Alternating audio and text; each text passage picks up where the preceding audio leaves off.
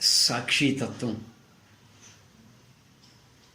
ఆధ్యాత్మికత యొక్క మూలం సాక్షితత్వం. సాక్షితత్వంతో ఉండటం అంటే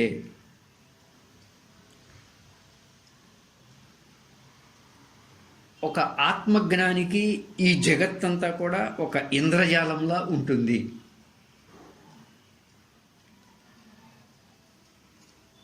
మనకు కూడా ఈ జగత్తంతా ఒక ఇంద్రజాలంలా ఉండాలి.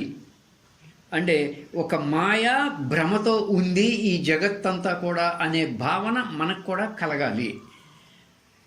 ఎందుకయ్యా అంటే ఈ జగత్తంతా కూడా మీ మనసు యొక్క ఆలోచనలే, ఈ జగత్తంతా కూడా నా మనసు యొక్క ఆలోచనలే. అంటే ఈ జగత్తంతా కూడా నా మనసు యొక్క భావనలు మాత్రమే. ఈ విశ్వమంతా మీ మనసు యొక్క భావనలు మాత్రమే. మీ మనసుంటే ఈ భావనలు ఉంటున్నాయి, మీ మనసు లేకపోతే ఈ భావనలు ఉండవు.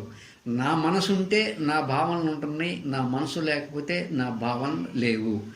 గాఢ నిద్రలో మీకైనా నాకైనా మనసు ఉండటం లేదు కాబట్టి మీ భావనలో ఉండవు, నా భావనలో ఉండవు. మనసు ఉంటేనే జగత్తు ఉంది, మనసు లేకపోతే జగత్ లేదు. కాబట్టి ఈ జగత్తంతా నా మనసు యొక్క భావనలు మాత్రమే. ఈ విశ్వమంతా మీ మనసు యొక్క భావనలు మాత్రమే.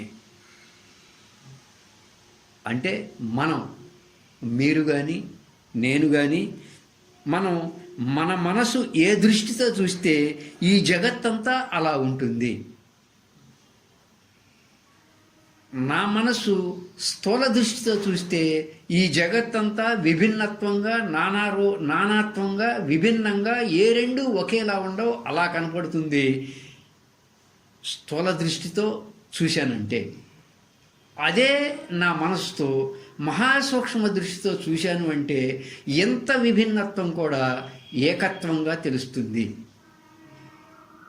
అలాగే మీరు కూడా మీ మనసుతో మీ మనసుని అంటే స్థూల దృష్టితో మీ మనసునితో చూశారు అంటే మీకు కూడా ఈ జగత్తంతా నానాత్వంగా, భిన్నత్వంగా ఉంటుంది.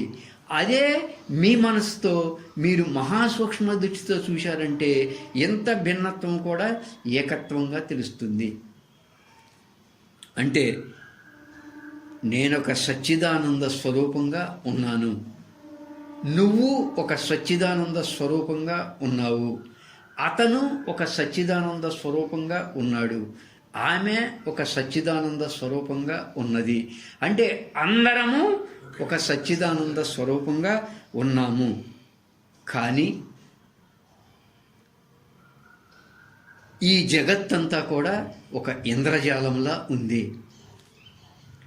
సచ్చిదానంద స్వరూప స్థితిలో ఉన్నటువంటి నేను అసలు యాక్చువల్గా సచ్చిదానంద స్వరూపాన్ని, ఈ జగత్తంతా కూడా ఒక మాయలా ఇంద్రజాలంలా ఉన్నది. సచ్చిదానంద స్వరూప స్థితిలో ఉన్నటువంటి నాకు, సచ్చిదానంద స్వరూప స్థితిలో ఉన్నటువంటి మీకు దేని యందు కూడా ఎట్లా ఇది తీసుకోవాలి, ఇది వదలాలి అన్న భావనలు ఎందుకుంటాయి అంటే నా మనోదేహాల్లో స్వభావరీత్యా కొన్ని ఆలోచనలు వస్తూ ఉంటాయి, పోతూ ఉంటాయి. అందరి మనోదేహాల్లో స్వభావరీత్యా కొన్ని ఆలోచనలు వస్తూ ఉంటాయి, పోతూ ఉంటాయి. ఎలాగైతే సముద్రానికి అలలు వస్తూ పోతూ ఉంటాయో అలా నా స్వధర్మం ప్రకారం, నా దేహం యొక్క, నా మనసు యొక్క నీతి ప్రకారం అహం లేకుండా కర్మలు జరుగుతూ ఉంటాయి. నేను ఒక సచ్చిదానంద స్వరూపంగా ఉన్నాను, మీరు ఒక సచ్చిదానంద స్వరూపంగా ఉన్నారు. ఈ జగత్తు ఒక ఇంద్రజాలంలా కల్పనలతో, భ్రమలతో ఉన్నట్లుగా కనపడుతుంది, అంతవరకే. ఇప్పటి వరకు జాగ్రత్తావస్థలో నువ్వు ఏర్పరచుకున్న భ్రమలన్నీ స్వప్నములా అవుతాయి. ఎప్పుడైతే నీ స్వస్థితిని నేను ఒక సచ్చిదానంద స్వరూపని అని ఎప్పుడైతే తెలుసుకున్నావో, అంటే ఈ జగత్తంతా ఒక ఇంద్రజాలంలో ఉన్నది, నా మనసు దృష్టి చేత ఈ జగత్తు ఇలా ఉన్నది, కానీ నేను సచ్చిదానంద స్వరూపమే, అంతా సచ్చిదానంద స్వరూపమే అని ఎప్పుడైతే తెలుసుకుంటావో అప్పటి వరకు ఈ భ్రమలన్నీ స్వప్నంలా అవుతాయి. ఎప్పుడైతే ఈ భ్రమలన్నీ నీకు స్వప్నంలా అయ్యాయో ఇక నీకు ప్రత్యేకంగా ఇది తీసుకోవాలి, ఇది త్యజించాలి అనేటువంటి భావనలు ఏమీ ఉండవు. అలాగే నాకు కూడా ఎప్పుడైతే నేను అలా తెలుసుకున్నానో ఇక నాకు ప్రత్యేకంగా ఇది నేను తీసుకోవాలి, ఇది నేను వదలాలి అనేటువంటి కల్పనలేవి కూడా నాలో ఎక్కడా లేవు. ఎక్కడా లేకుండా నేను ఎలా ఉన్నానయ్యా అంటే ఆ మనసు కల్పనల్ని ఆ మనోదేహాలకు సంబంధించినటువంటి ఆ కల్పనల్ని, ఆ కర్మల్ని కూడా నేను ఒక సాక్షి స్వరూపంతో గమనించేవాడిలాగా ఉన్నాను.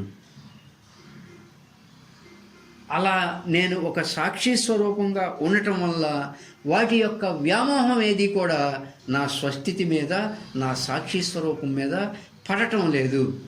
ఎందుకంటే జరిగేవి జరుగుతూ ఉన్నాయి.